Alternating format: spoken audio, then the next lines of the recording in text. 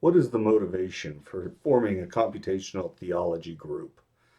Well, what we want to do is draw together like-minded people who are interested in technical fields, physics, engineering, chemistry, social science, medicine, but are also interested in the Catholic faith and propagating the Catholic faith, growing the Catholic faith.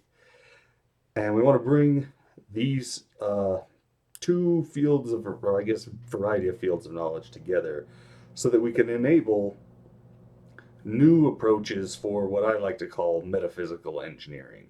We're in an interesting place in history right now where it's totally possible that we could envision uh, engineering metaphysical devices in some sense.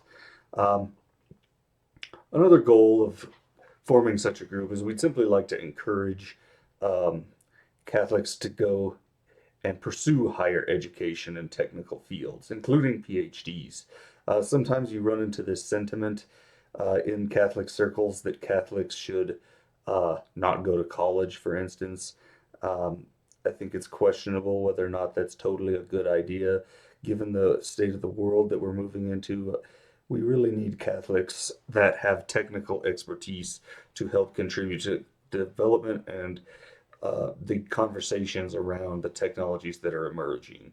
We want to also have a group to help inspire students who go into technical fields and to help give them some ideas regarding how their technical expertise can potentially be applied to problems that are plaguing the church, or maybe just improve the way the church operates and how we uh, just in general improve society.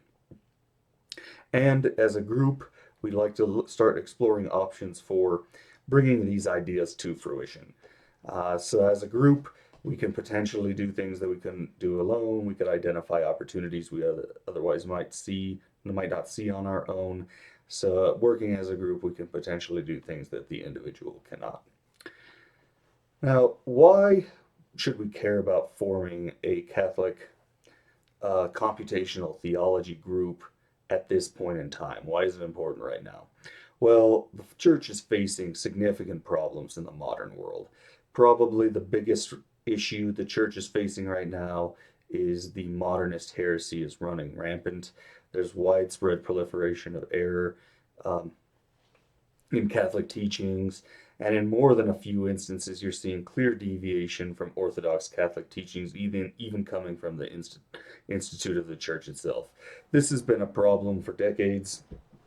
It's only getting worse, and we need to find solutions to get everyone on track regarding what the actual teachings of the church are. There's also been a number of problems with abuse scandals in the last few decades. There's numerous financial scandals, and we're also seeing emerging technologies such as artificial wombs, autonomous systems coming on the scene, and these tools will have moral implications that we want to understand. Now, there's also a number of significant opportunities facing the church in this modern world. Uh, Perhaps one of the more interesting ones that immediately maps to Catholic thought would be the blockchain.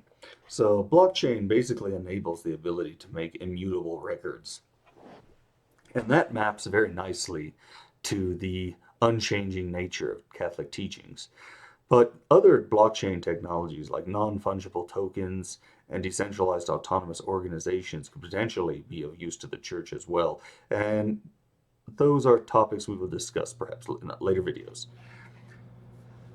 Artificial intelligence is another area. There's various different types of artificial intelligence that could potentially be applied to Catholic question and answering, for instance. So you could imagine a Catholic answers on the internet that anybody can access at any time and feel confident that they got a reasonably trustable answer to some moral question that they may not have the understanding or background to have a reasonable solution to. And there's also the question of could artificial conscience engineering be achieved? This gets back to the metaphysical engineering I mentioned earlier. As AI systems become more prevalent, there's going to often be the question, can we introduce some kind of conscience into these tools so that they don't do something we don't want them to do. And furthermore, you could also ask the question, for Catholics, it's important to form our own personal conscience, and could artificial intelligence help us form that conscience? And there's good reason to believe that perhaps that could be the case, that you could have a tool that helps you form your conscience. So there are serious problems in the church, and there's a number of people who want to feel like they're resigned. There's nothing that they can do but pray. But the reality is, there's a number of things that we can do right now on account of some of the emerging technologies like blockchain to help mitigate some of the problems we've talked about.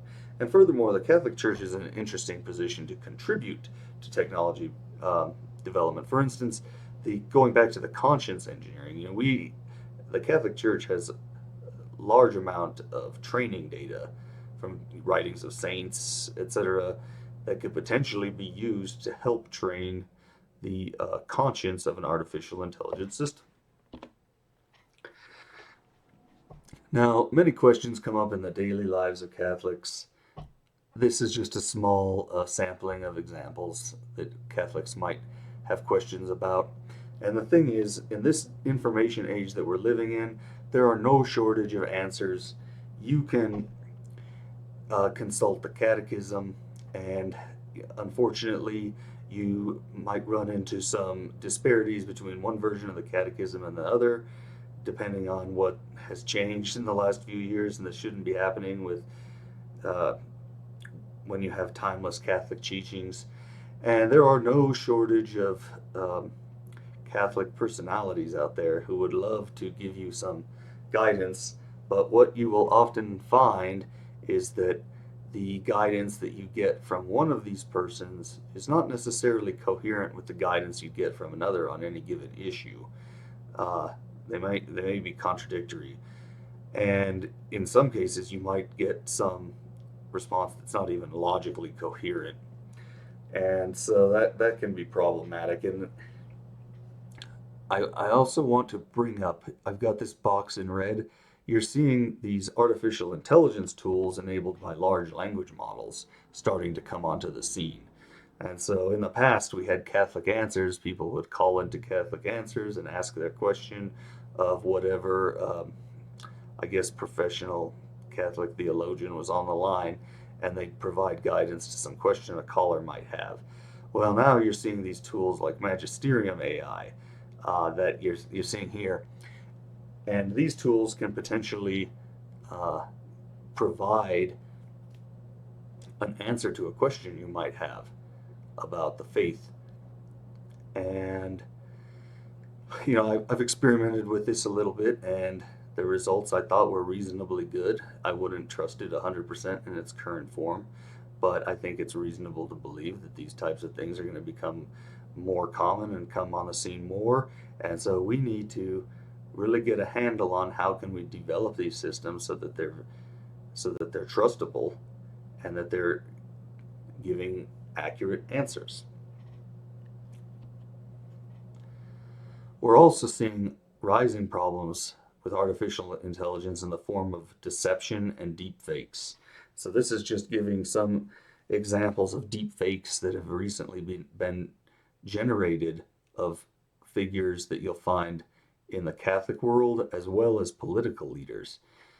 And so it's very important that we know, are the photographs and the videos that we're seeing legitimate photographs captured from an actual measurement of the world, or are those some synthesized photo that was photoshopped or maybe generated using a deep fake?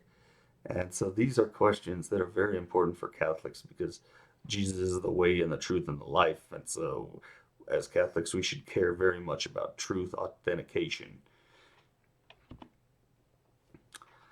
So future topics of discussion for this group are going to include how blockchain technologies can help the church.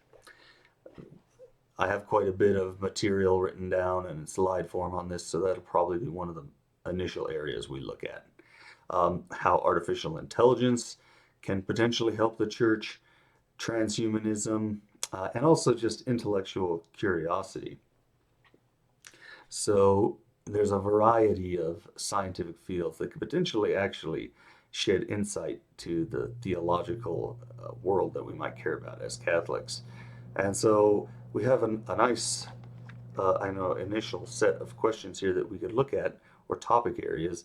And, it ranges from everything from art to robotics, quantum computing, artificial life, and where that world is at. So I think it could be quite interesting. So I'm looking forward to speaking with people and forming a group that cares about the topic of computational theology. Thank you.